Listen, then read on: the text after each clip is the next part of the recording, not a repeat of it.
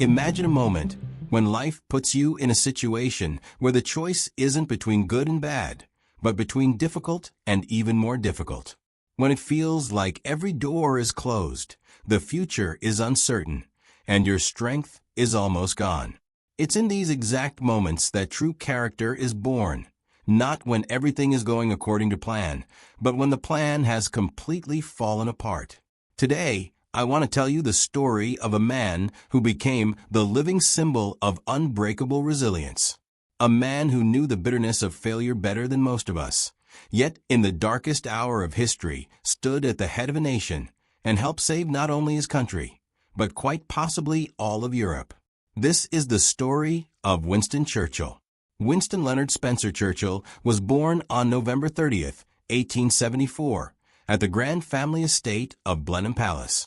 His father, Lord Randolph Churchill, was a brilliant but ambitious politician. His mother was a beautiful American heiress, Jenny Jerome. It seemed like the boy was born with a silver spoon in his mouth. But life quickly showed its teeth. Young Winston barely saw his parents. They lived their high society lives, and he was raised mostly by his beloved nanny, Mrs. Everest, whom he loved more than his own mother. At school, he was a terrible student. He had a speech impediment. He stuttered and lisped. Teachers called him lazy and stubborn. His father wrote him letters full of disappointment. "You are a constant disappointment to me." Those words cut deep. But instead of breaking, Winston began to forge an iron will inside himself. He realized that if talent didn't come naturally, it could be built through discipline. At 18, he entered the Royal Military College at Sandhurst and graduated near the top of his class. His military career was full of adventure. He fought in India, in Sudan, and took part in the last great cavalry charge at the Battle of Omdurman. In 1899, during the Boer War, he was captured and held as a prisoner of war. He made a daring escape and traveled nearly 500 miles through enemy territory to reach safety. When he returned to Britain, he became a national hero. He was only 25 years old. It seemed like a smooth path into politics lay ahead. But fate had prepared a series of brutal lessons. In 1900, Churchill became a member of Parliament. He quickly switched parties, from conservative to liberal. He served as Minister of Trade, Home Secretary, and in 1911 became First Lord of the Admiralty, essentially head of the British Navy.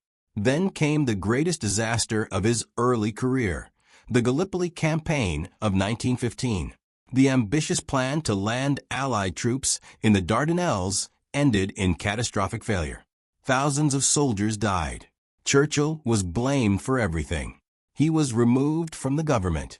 He was only 40 years old, and it looked like his entire political career was over. He later wrote, "My political career is finished. I thought it was all over." But it was precisely in this moment, when most people would have given up, that Churchill began his comeback. He went to the front lines as an ordinary officer and fought in the trenches of World War I. When he returned, he slowly, step by step, began to rebuild his reputation. The 1930s became his wilderness years. He warned the world about the danger of Adolf Hitler, while most British politicians desperately wanted peace at any cost. He was mocked, called a warmonger, a drunk, and an old has-been. He lost power, friends, and money. It seemed history had already written him off. Then, on May 10, 1940, as Nazi Germany launched its blitzkrieg across Western Europe, everything changed. King George VI asked Churchill to become Prime Minister. He was 65 years old. And this is where the legend truly begins. The country stood on the edge of the abyss. France was falling. The British Army was trapped at Dunkirk, and the threat of invasion hung over London. Churchill stepped forward and told the nation words that would live forever. "I have nothing to offer but blood, toil, tears, and sweat." He didn't promise an easy victory. He promised to fight, and the people believed him. During the Blitz, when German planes bombed London night after night, Churchill walked through the streets, encouraging civilians visiting bombed-out homes. His radio broadcasts held the entire nation together. His voice became a shield for millions. Success is the ability to go from one failure to another with no loss of enthusiasm. If you're going through hell, keep going. Never, never, never give up. These weren't just beautiful quotes. They were the story of his life. After the war, in 1945, when victory was already in sight, the British people voted him out of office. Many thought, the old man has done his part. But Churchill? He kept going. He wrote books, painted landscapes, and once again warned the world, this time about the Iron Curtain and the threat of communism. In 1951, at the age of 76, he became Prime Minister again. He finally retired at 81. Winston Churchill died on January 24, 1965. Kings, presidents, and millions of ordinary people attended his funeral. The Queen called him the greatest Englishman of our time. My friends, why does this story touch us so deeply?